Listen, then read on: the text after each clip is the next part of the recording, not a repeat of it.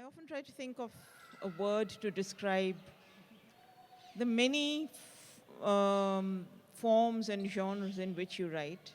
And the word that comes to mind, and I know it's not appropriate, is that it's all very promiscuous.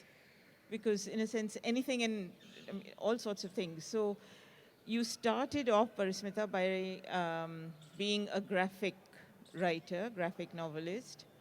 And then you moved to different kinds of writing, which include journalistic writing, which also you kind of turn on its head and play a lot with the form, and then short stories, and editing works, and now you're going back to the graphic form.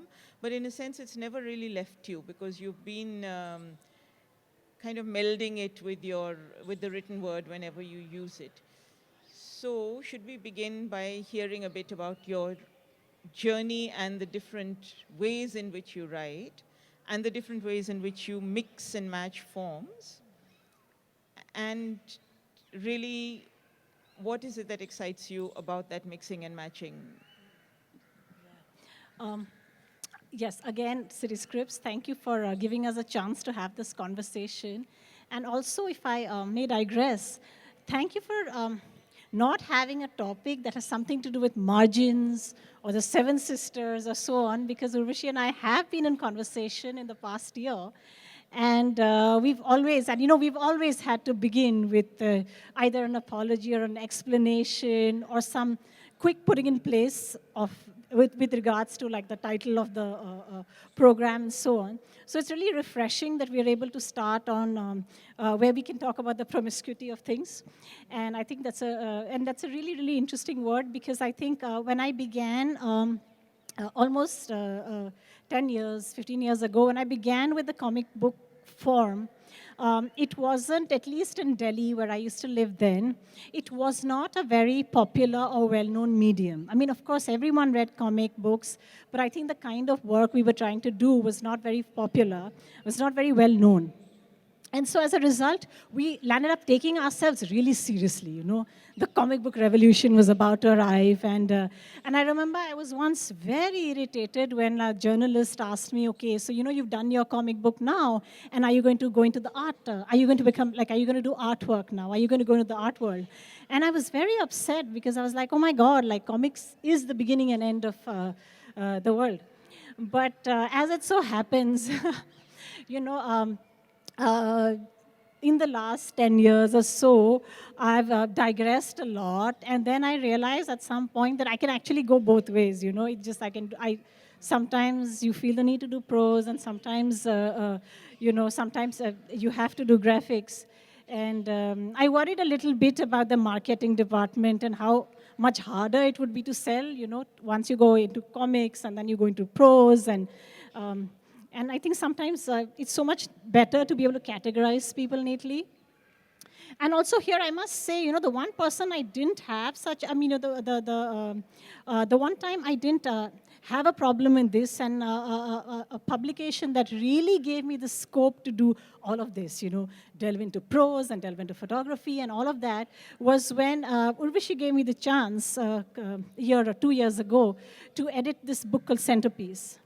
And that was, I mean, it was just such a lovely experience because because she just gave me a lot of editorial freedom. It was an anthology. I think I personally had just one piece in it, but she gave me the editorial freedom to be able to get in poetry, to be able to commission prose, to be able to commission artwork and all kinds of things, of course. And we were, of course, looking at writers and artists from the Northeast. But even there, you know, I was able to sort of really play with the idea of the Northeast and go across to Bangladesh and things like that. So that was a really, really interesting, I think that was an interesting project, because I think for the first time I also felt really free in a sense, you know, where you can bring all these people doing very diverse forms and get them all to engage. And there's also something about the book form, I think, you know, when you can place a poem in one page and you know, and have some photography, and I mean, and also, and at the same time, also engage with ideas of identity and masculinity and identity and being Northeastern, looking at ideas of work. So I think that so I'm really and I always say this, that I think it could only be an independent feminist publishing house that could have given me this chance to do this. And I would love to be proved wrong and get a lot of commissions from other. But I think I always because I think that when we talk about the books we've done, we have to also talk about the people who make it possible for you to do these books.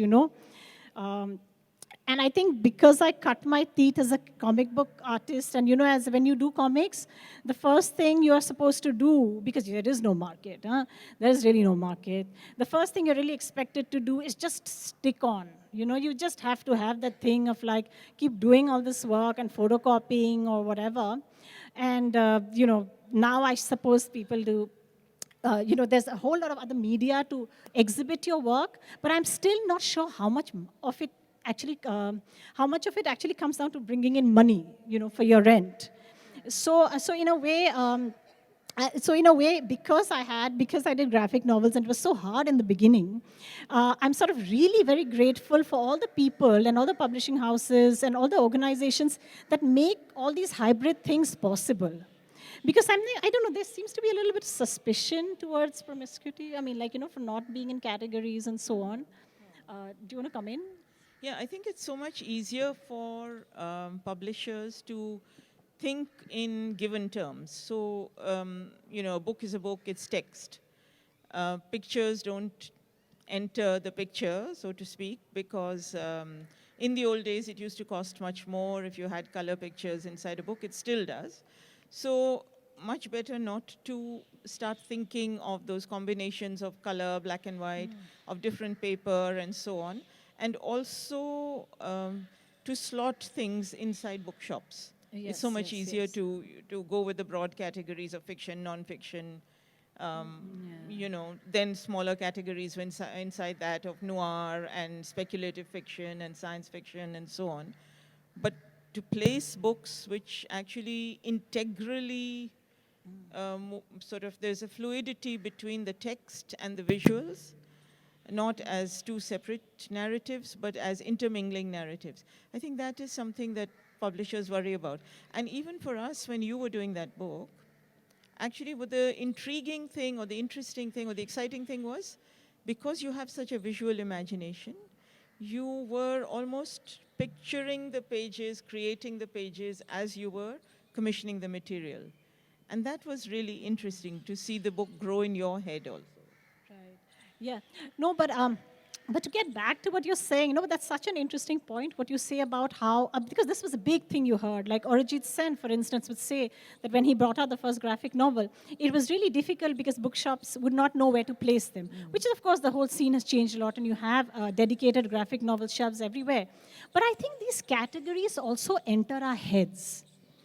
Because now, okay, bookshops, that is a problem. But what is stopping, but with all these online, we were talking about this last evening, with all these online magazines, where you don't really have to speak, where you don't really have to take into consideration book quality or production costs for color. So what is stopping all these online magazines from doing, say, a lot of journalism in an online format?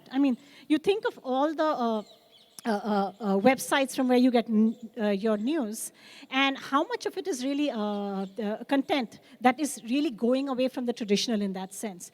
Very little, especially in the Indian scene, very little, I think. And for instance, even with the Huffington Post piece, I'm sort of doing these graphic novel reportage sort of pieces for the Huffington Post. And it's really interesting because sometimes people ask me, it's like, oh, so how did you sew in Assam? I began doing that when in Assam last year, a form of enumeration called the National Register of Citizenry, it was being, they were doing another version of it after almost 50 years or so. So it was this huge, it was this really huge enterprise by which people were being enumerated once again, in terms of, and it had a lot of political implications. And so I started to do that in the form of graphic reportage. And people would ask me, oh, how did you think of sort of doing the NRC in the graphic novel form? And I would always say, No, I mean, no one wakes up one morning and thinks of doing the NRC in graphic novel form. An editor has to think this, because this is nuts. Like, I can't be like calling up, all these magazines, like, oh, do you want the NRC in the graphic novel form? No, that's not going to happen. You need those editors to be able to look at possibilities and commission that work. I mean, I personally feel. So it's really, again, you think as an artist, artists do their own work, but the ecosystem is very important in terms of, I think, the larger way we view images and text, and also the way I think how our traditional media is reacting to them. So, you mentioned your Huffington Post pieces, which are, how many have you done so far? 8, 10, something like that? And they're, for those of you who haven't seen them, they're really wonderful pieces, very political, very centered in the current NRCs, the citizenship bill in Assam. And they use text and pictures really effortlessly together.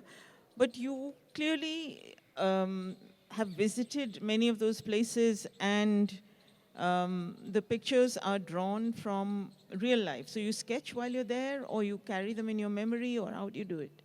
Right. Yeah, this has been a really fun project. And of course, the thing is, I think I'm just grateful for the opportunity. Because right now, there are actually lots of very, very talented graphic novelists in the country. I mean, I don't like to use this nation framework. But you have a lot of talented people who I think who would be able to do very interesting stories of this kind.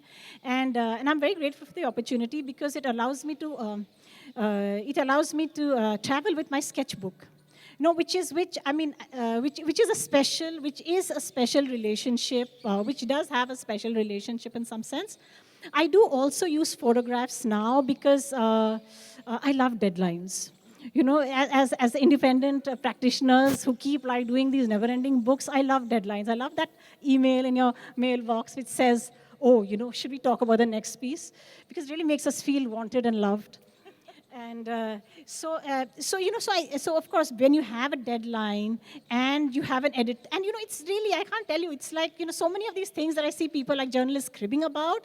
For us, it's really, I really enjoy that. And also then, you have, there are a lot of other considerations you have to take into account, like it is a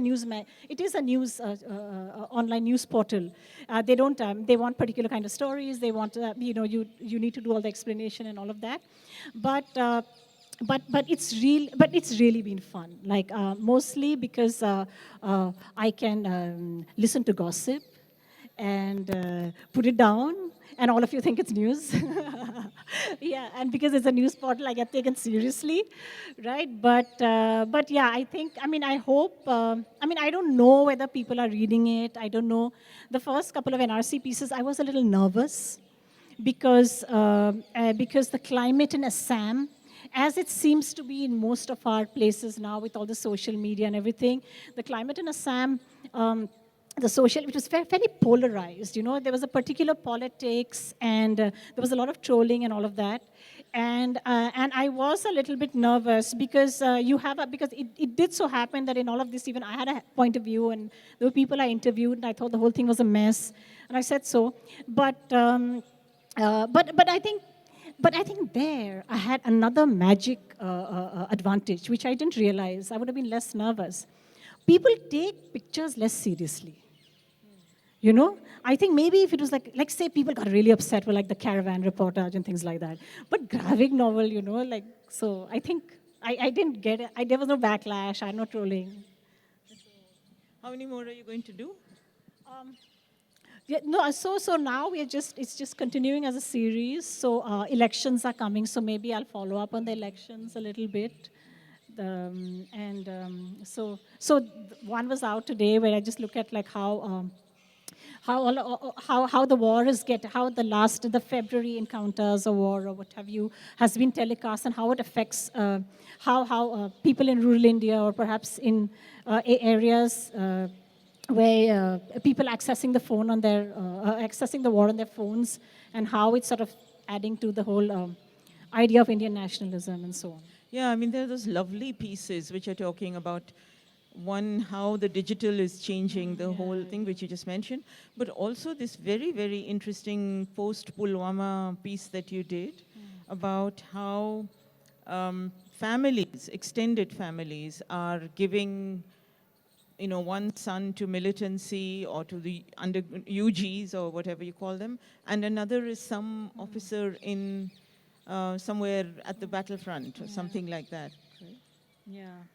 Yeah, so actually, and that's when, I mean, to go back to, I think, the earlier, your first question of how does all this come together? Because, it is really, because I work in the graphic novel mode a little bit, and in the middle, I took out this collection of short stories, most of it based in a particular region in Assam, but also very specifically dealing with with a specific time, a time of a time when active conflict has ceased, and but you have a very manufactured, uneasy piece, which is mostly, and also about how counterinsurgency continues to affect life. So the book was a little bit, and I think writing that book, being there all those years, doing my education project, that's also, I mean, I think I'm able to draw on a lot of that for these pieces as well. And but a large part of these very, very difficult situations say, what you mentioned about families, villages, now, because I think there's a lot of work being done on this idea of the ceasefire and what happens after a war is over, but and people want to get on, and there's economic necessities. There's also, I think, the way violence tends to linger on, and this is, and I haven't quite figured this one out, how as a region, many parts of the Northeast, which have really suffered terribly in the last couple of decades, have gone from really dreading the army and the paramilitary forces to showing up at a lot of these recruitment rallies. And of course, the very, very simple, straightforward narrative is to just be like, look, people want to be Indian, and everyone feels that, they don't, and then you have these dichotomies between opting for militancy and opting for the Indian army. But I think there is a much bigger story, and I think there's a much more complicated narrative there. And all of us are only, and I think, and of course, this has been done by Easterin Kire and a whole lot of women writers from the Northeast. Let me use this moment to plug, like, women writers from the Northeast. A lot of very, very interesting work has been done on a lot of these issues, on the question that, and Zuban has also published a lot of these books. But I think but I think now when we look at even the way army recruitment from the Northeast, one of the people, in each of the wars now, you do have soldiers killed who are from the Northeast. A lot of them are going into their posts in Chhattisgarh, everywhere. And how counterinsurgency, and I mean, I think we are only, I think now when we look at a lot of the events now, we will have to keep going back to the past to understand why we are where we are.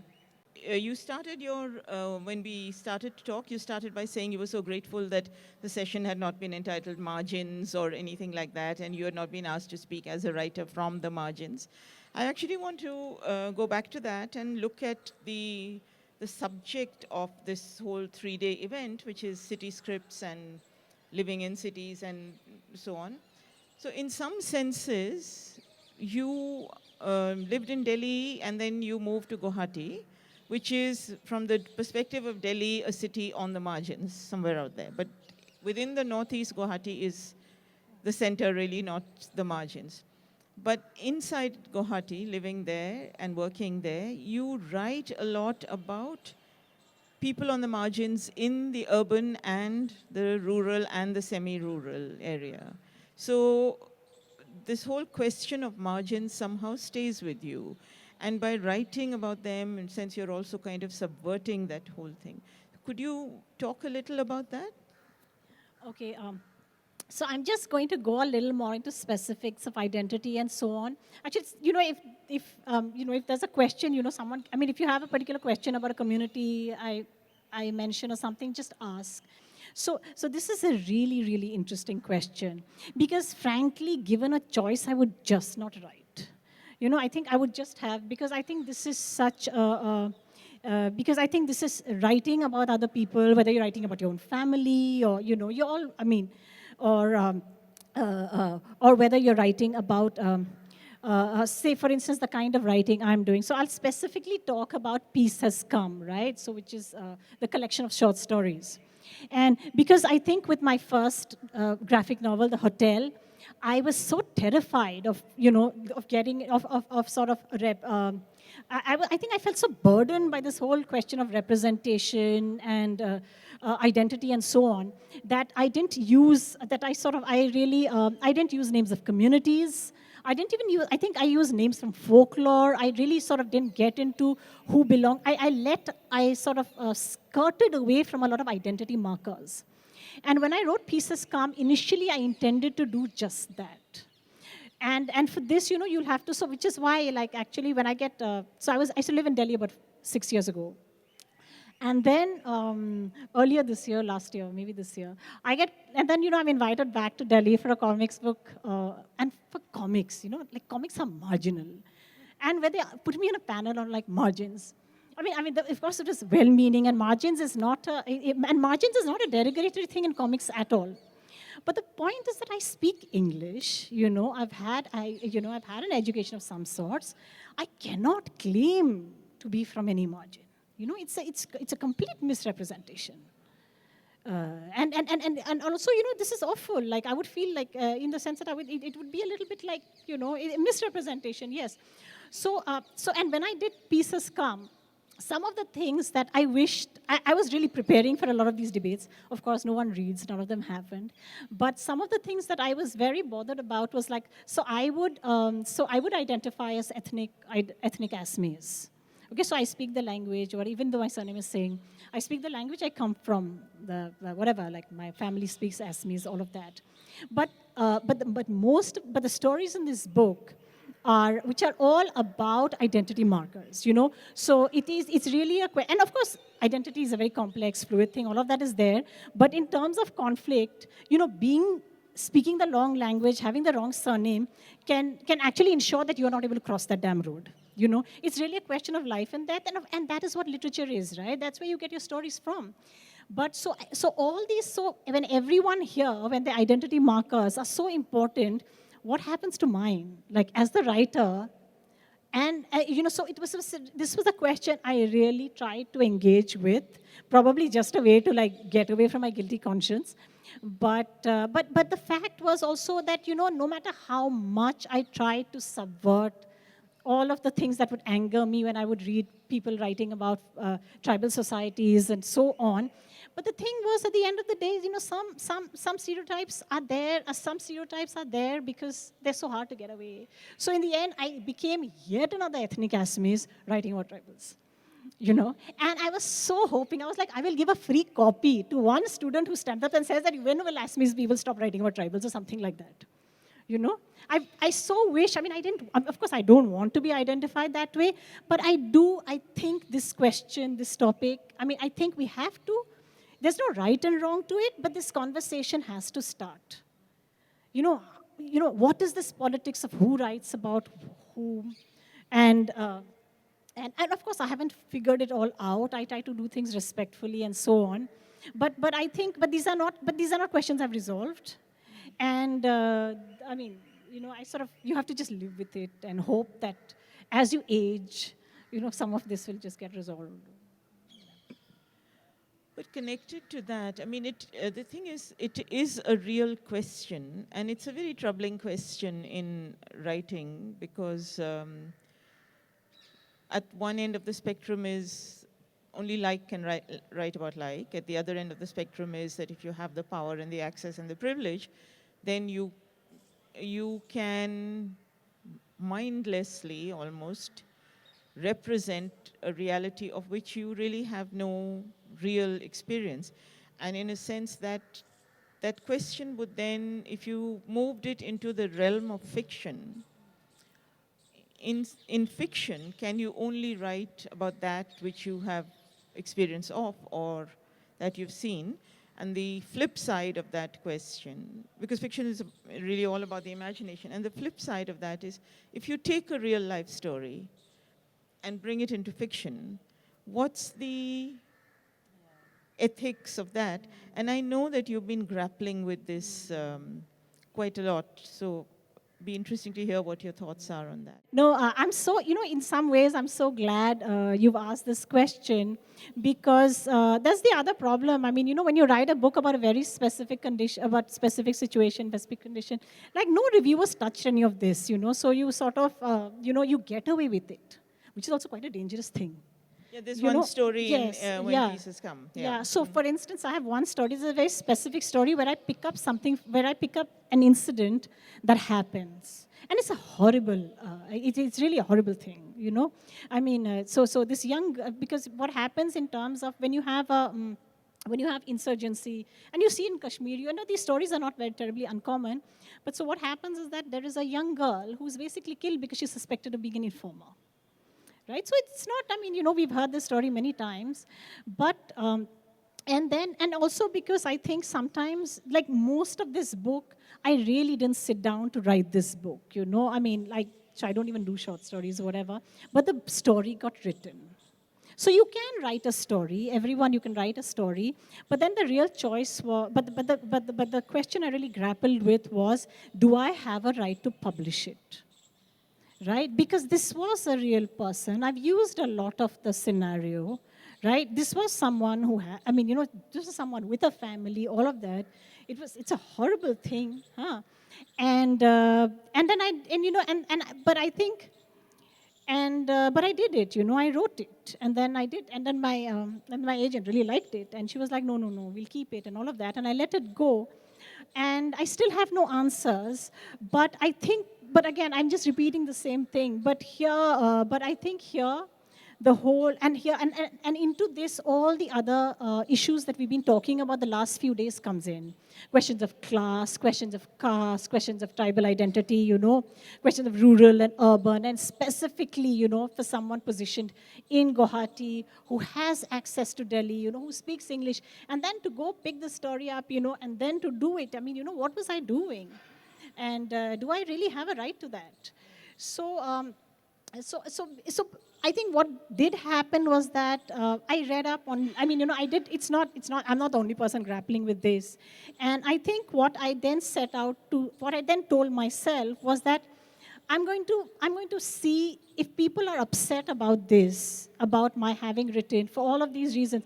I think it would be really useful for these arguments to be put out and for me to then try and engage with it. Like, I honestly, I mean, I think I would have really liked that. I think that would have just maybe clarified even my process, this whole, because at one level it's just wrong. But at another level, writers, again, the whole old debate of morality and writing, and writers are sometimes not very ethical people, and sometimes you don't do, and sometimes you do unethical things when you're writing. So, I mean, I was a little, all these sorts of reviews which were just like, oh, this is a book you must read because it's about all these terrible things that happen and all of that. And I was like, yes, but it's also about so much else, It's also about... I think issues where the book should have been picked up and criticized, or at least questioned. And I think that's why maybe conversations like this are important, because I still don't have the answer. And maybe, I think maybe the audience can also step in at one point and be like, how are other people resolving this, and so on. Yeah, step in at any point, actually. But then a further corollary of that question, because you also work with both forms, is that does it make it better if you are doing, does the ethical dimension of the question of representation matter less in nonfiction, because there too you are doing the same thing, and you may at some stage end up to protect the identities of people, creating new identities there, so fictionalizing those identities, so the lines get very blurred. But does it, I don't hear you with the same dilemma about, say, your HuffPost writing, which is nonfiction writing. Does it not matter that much? So the other thing is also a lot of my stories, where they come from, I work in that area. So I have to make sure I can go back, That, and see, because I remember a long time ago I read this, there's this quote of like the return ticket, no? The return ticket, Graham Greene, no? I think he uses the term return. I think he's talking about the Americans in Vietnam, that you have a return ticket, right? Those people who cannot, people, and there's this other really interesting debate, which I want to step into, because it takes us back to one of the debates of centerpiece. So centerpiece was a really good experience, because I was able to do a lot of this to and fro with a lot of the writers and artists who were working on this. Because so one of the questions that I really put out there was the difficulty of writing when you're from the community. Right? Like, so in a way, I'm neither here, neither there, a little bit here, a little bit there, a little bit of an insider, a little bit of an outsider, which does not make it, which does not give me any great objectivity or anything. But also in the question of the Northeast, we really, really spoke about that. And we had some pieces like Dolly Kikon's piece, which I was so keen on for the book, because it really speaks about, so when you begin to critique from within the community, what is the price, as opposed to, what another journalist who also features in the book called parachute journalism, no? As opposed to when you're just coming in, doing a piece, going back. And when you're writing, when you're writing and you come from the community and you have to deal with this day-to-day basis, you have to deal with this at a day-to-day basis, you have to answer those questions, which, of course, one of the things is that I go back, so I work in the area that the stories have come from. So that was really something that I kept, that, so with nonfiction, the interesting thing is that I've only just begun. A year is now. I've done 8 pieces for most of maybe a little less than a year, and that's not such a long time. With the,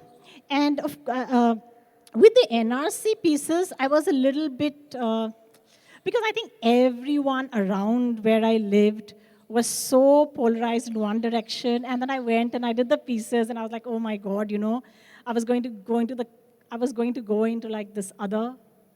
I was going to be threading a very thin line between another camp in Assam, which didn't quite exist, as well as the outsiders, which was even worse, outside journalists, So all of that, I think, because somewhere you kind of always want to belong, these are people you're going to go back and have lunch with tomorrow. So yes, so this was, so for the NRC pieces, I did feel, but then after, so then the other thing I feel that, the other allegiance I feel strongly about is, say, the larger question of feminist solidarity to other women. So some of these I feel like come in useful, because if I'm doing if I find a really interesting non-fiction piece for the HuffPost thing, but I feel it's going to really, and it's going to endanger someone, I won't do it. There's no way. I mean, that kind of ambition I don't have anyway. So that is clear. Any kind of social or something, no. For instance, like there's a piece that I'm just really that I would like to work on, which is basically about how the RSS is beginning to infiltrate families and villages. But there's no way I'm going to do this piece until I'm really sure of how I'm going to, I haven't figured out how to do this, But so there are whole pieces that I keep in cold storage until. But also the great thing about this nonfiction thing is that there is so much work out there. One piece a month, there are so many stories. So there are 5 stories I want to do.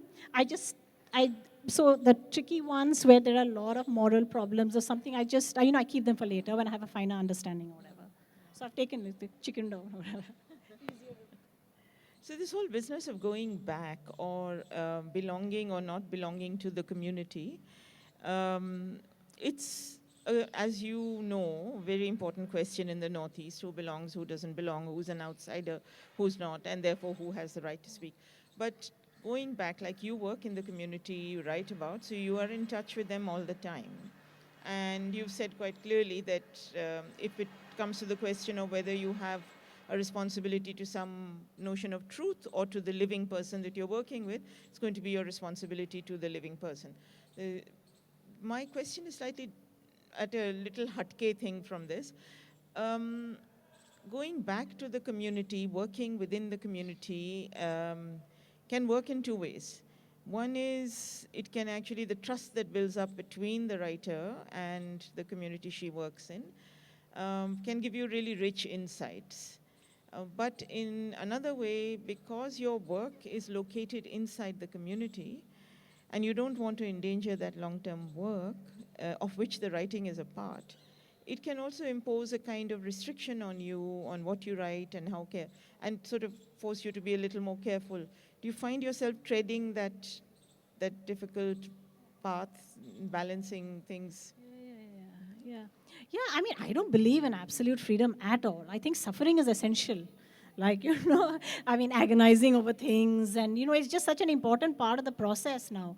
Process, I like saying that word. No, but yes.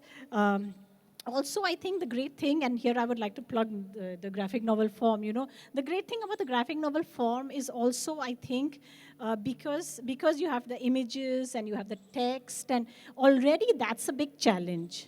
You really need, like, I need a piece because, like, the Pulwama piece that I didn't intend to do it at all. But those images, but all those war imagery, it just came together, right? It just, like, it just came together in a way. So I think sometimes the form also helps you with that. Like, this balance. There is, I mean, and I don't think you always get this balance right. I'm sure I do so many things wrong in my work, and I stay up many nights thinking about them. Uh, so, I mean, I think this balance is perhaps this illusory thing that you're always going to keep looking to and hope that you're able to really have an interesting story that will be respectful and, sort of be of, and not be total, and that the story that will work at many levels, at the level of a comic book, because you need the structure to work as well. And then you'll need the text to work, and then you'll need, like, the whole moral questions and all of that to work. And then it'll also have to be understood by all the people who are reading the story who are not in Assam.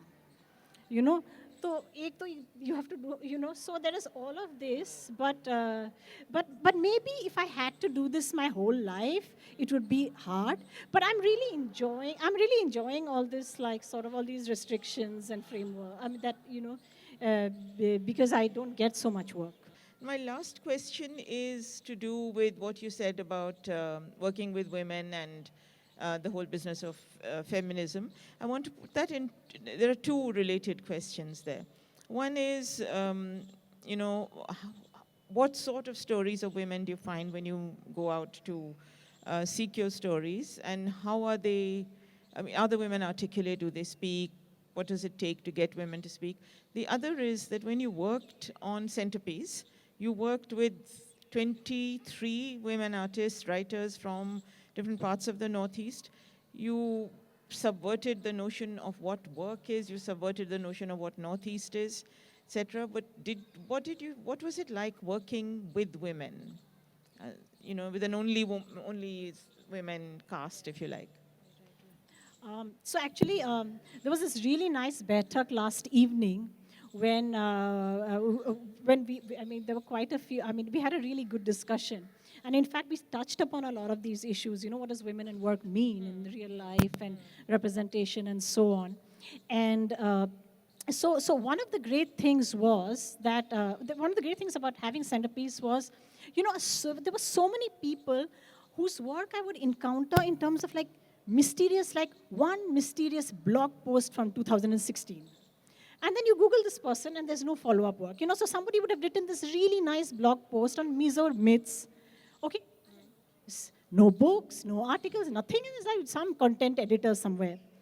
So I think the great thing is, and there were some questions yesterday about, where do you find the time? What is, like, do women intrinsically have lesser self-worth? And, do we come with more baggage, essentially, to be able to, because art does not pay. Art, writing, from the kind of context from which I'm speaking, there are no fellowships. So even if you, like, just to digress, like, even if you look at, like, a lot of the stories of, say, even struggling black writers or something in the US, then there's always, like, this one thing, if someone is able to get a fellowship somewhere, that's going to save them. Someone is going to get a ticket to Paris. That'll just about save them. You stop there, but, you'll get a fellowship, something to be able to do a book. We don't have those welfare nets.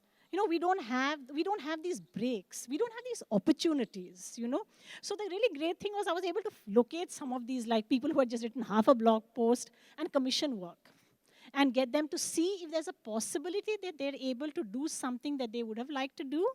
and that their day-to-day work and responsibility and responsibilities did not permit them to, for a variety. And you know, again, this is see, these are really this is a this I repeated this at the Baitak yesterday also, because the other question also is that, and what I mentioned earlier, also a lot of the writers who are writing from who are writing from tribal societies, that it's quite difficult to come. Sometimes it's very difficult to step back and, you know, write the pieces that you really want to. And for instance, I always give this example of Anjulika, and she's a brilliant journalist, also mother of two sons, and, you know, very, very socially active, does a lot of activism and everything. And I had this dream, and, like, you know, I had this dream of, like, this really long, like, interview that she was going to do, like this really nice, detailed interview, because, you know, you lack these, not just women talking to women about work and all that. So I had this, and it was perfect. I had worked it all out in my head. We met a few times. It was all, and then school holidays happened. And then, you know, school holidays, then, and Manipur is also, and, you know, some of these places, just, that was a year that they just kept going from crisis to crisis to crisis, you know. Are up kerosene, you know, like there's no gas now because there's a you know, there's like this huge blockade. What are you going to do? No, you can't tell people that, sorry, art is really important. I mean, so then eventually I got her career as a poet started, because what I had to eventually do, that interview never came, but I'm sure she'll do it at some point. So then what I had to do was, but build with all this frustration, she started writing these, what I termed hashtag poems. So she would write these really lovely pieces on her phone, because I would keep telling her, and I would stalk her on Facebook and keep saying, how are you able to take time to go online if you can't write for me? And then, of course, she'd be like, oh, you have no idea, you don't understand how phones work and all of that. So then what I did was that I culled a lot of these poems from her Facebook account, and we had these really nice 2 pages, double spread thing. So that was really the magic of, I think, working with an all-women's thing. Not to say that, I mean, you know, I think if I had also included some, and also it was not so much by design. It's just that there were so many women, we just didn't find space to, like, include men. Your publisher coming on you, then all that, you know, fabled freedom would have gone. Yeah. So, Okay. yeah. So it was. So it had its. So we did talk about problems, and we did engage with a lot of this, especially if you have a young son and you know, it's difficult to get back to art, like all of that. But along with that, we also had all these unexpected riches that came out of it, and I think that's what I take away. And of course, we had. And we just had Urvashi support. I mean, there's no way. I mean, how can you call up imagine calling up your editor, trying to explain, no, interview is not coming, instead hashtag poems will come. No, so you really need that little bit of, you need that creative confidence. You talked of getting an idea and starting to write, or even having written, but then holding it back, some of the ideas. So what restrictions do you feel? Is it an element of fear of reaction that you hold back what you write or decide not to write on? And if it is fear, then where is it coming from? So this is a really interesting question, because sometimes, so I think, you know, things like, say, a backlash from, say, like, really like evil trolls on the internet or something, you know, that kind of thing, I would almost wear it as a badge of, like, you know, a pride. Ki, theek hai, I finally made it, and, you know, there are all these people trolling me and all of that. So that is, yes, you know, so that is, but of course you don't want to really, but that's not something that I really think of that much, huh? Because one is that my work is so marginal that, I mean, you know, comics and all, people don't get that head up about it. No, but where where I do have a lot of, where I hold back certain stories is that, but I do feel that there are certain moral, ethical responsibilities that you, and this is troublesome.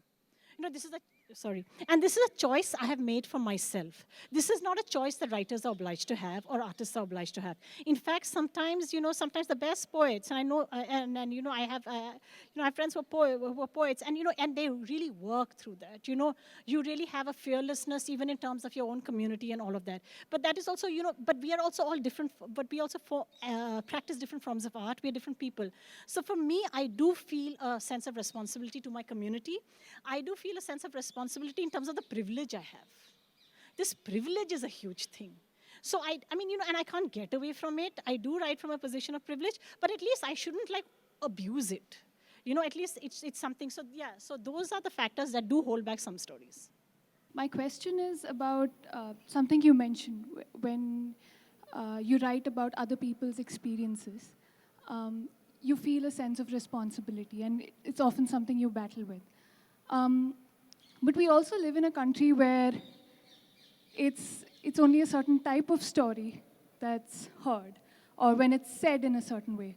For instance, you're more likely to watch an English movie because of the content than a regional film that could probably reflect the same content. I don't know if this is a great example, but and in the bargain, we're losing out on a lot of voices.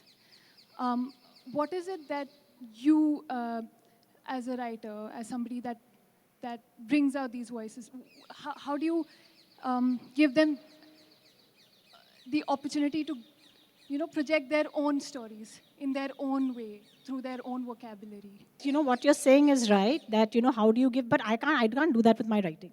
My writing is not giving voice. It is basically a set of stories, and I'm telling you a story, and that's it. But your question is very important. How do you give voice? I mean, how do you give voices and so on? How do you sort of allow for other narratives to come in, right?